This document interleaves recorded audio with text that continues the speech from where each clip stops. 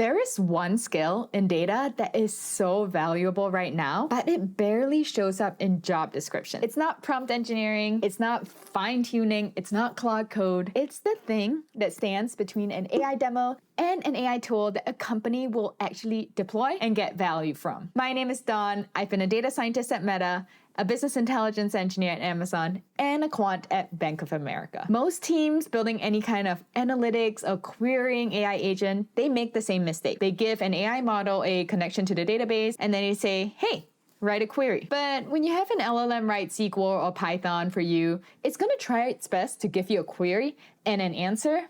But that's exactly what makes an analytics AI agent so dangerous, because that answer could be wrong, but you would not know because the AI agent didn't throw an error. And a wrong number that appears correct is way worse than having no answer at all. It's not that the model is bad at SQL, it is that it doesn't really know what revenue means at your company. So your AI is going to make its best guess. But even though it's doing its best guess, it's probably going to miss out on some nuances or misinterpret a column, which customers should be excluded, what to do with refunds, what are the nuances of your data and your company that it should know about when it's making this revenue calculation. And that's where a semantic layer comes in. Gartner predicts that by 2027, organizations that prioritize a semantic layer in their AI-ready data will increase their agentic AI accuracy by up to 80% and reduce costs by up to 60%. Those are huge numbers. And the accuracy jump isn't coming from better models. It's coming from putting in a piece of middleware between your database and your AI agent. And that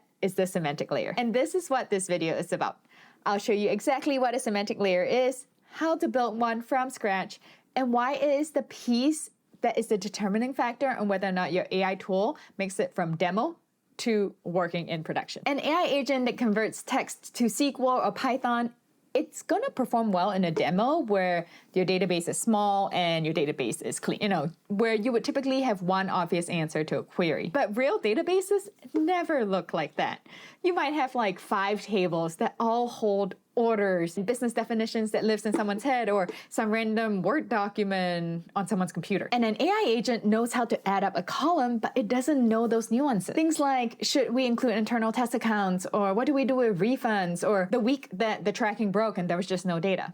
All of that is tribal knowledge and stuff that a new analyst will only know by talking to the teammate. But your AI model doesn't have the luxury of asking those questions to just anyone. So you might think that maybe we'll just tell the model everything, every table, every rule into a giant system prompt. And that might work for maybe a week, but as your data grows, that system prompt is going to become so long that your model cannot process all the information, starts to lose track, or worse, hallucinate. And then it's going to give you 2 different answers to the same question when you ask it 2 different times. Now that fix is pulling your business logic out of a prompt, out of the databases, out of guessing, and putting it somewhere where it can be reviewed, version controlled, and then reused by everything that touches your data. That layer is that semantic layer. So what really is a semantic layer? I like to think about it as a translator that sits somewhere between your data warehouse and everything that touches your data.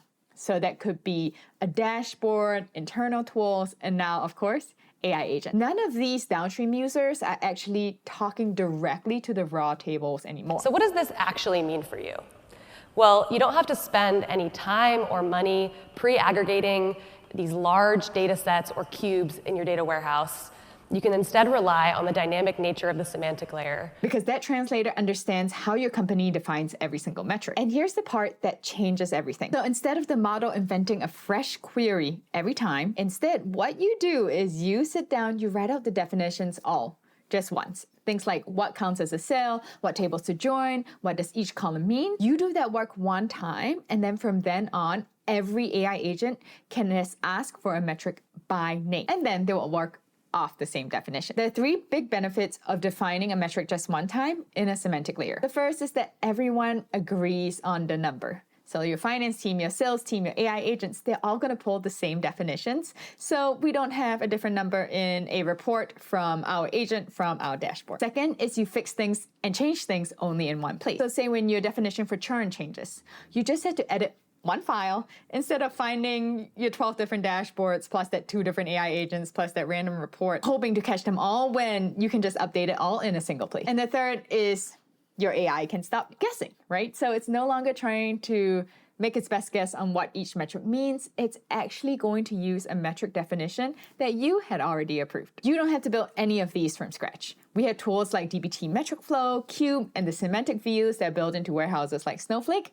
They'll take your definitions and they'll write the SQL for you. So your AI agent should never directly see a raw table without instructions on what to do with that data. And the best part is you'll get a record of exactly which definition produced what number. So let's talk through how to build out a semantic layer. Well, step one is going to be defining the metric. And it's less intimidating than you sound. All you do is open up a YAML file, which is really just a plain text configuration file, and then you're going to write down 3 things. Number 1, where do these numbers come from? Number 2, how you're allowed to slice them. So by month, by region, by product. And then number 3, let's go ahead and put in the actual math, right? So gross sales minus discounts minus refunds might be your net sales or your net revenue. All of that we talked about lives in that YAML file. Step 2 is going to be handing the definition to your agent. Typically, you'll use this by leveraging an MCP, which is a model context protocol. So if MCPs are new to you, think about it like a USB-C cable. So before USB-C, every device needed to get its own different cables. You remember having like 10 different cables for your 10 different devices. But now with USB-C, there's just one port, and everything kind of uses that same port. And MCP is pretty much that for your AI tools. So you just publish your metrics once, and then any agent that speaks the protocol is connected to the MCP will be able to plug in and read your metric. All right, now step 3 is the payoff. Someone is going to ask your agent, say, what is the net revenue in Q2? And the agent doesn't just go ahead and write the SQL based on its best guesses. It instead looks at the list of metrics that you publish, finds the net revenue, and then knows exactly which tables to go to, what columns to pull, how to filter the data, and join the table. Then it'll do the math and give you an exact number based on your definition. And this number will be the same whether you go ask your finance team or you go look at the sales dashboard, because all of them are pulling from the same definitions in the semantic layer. No matter where you are in the tools, your teams are going to want to consume data differently. But with the semantic layer, you can be confident that the number is the same. So define, expose, and verify. That's the whole loop. The AI isn't the analyst anymore. Think about it more like a doorman, right? It takes a question, escorts it to the logic that you wrote, and it hands back what that logic says. And that's why this one layer decides whether an AI tool ever gets pointed to real company data, which is what I want to talk about next. So why does this matter, right? Every company right now is trying to put AI in front of their data. It's a really exciting time for us data professionals, but a lot of companies are also getting stuck in the same place.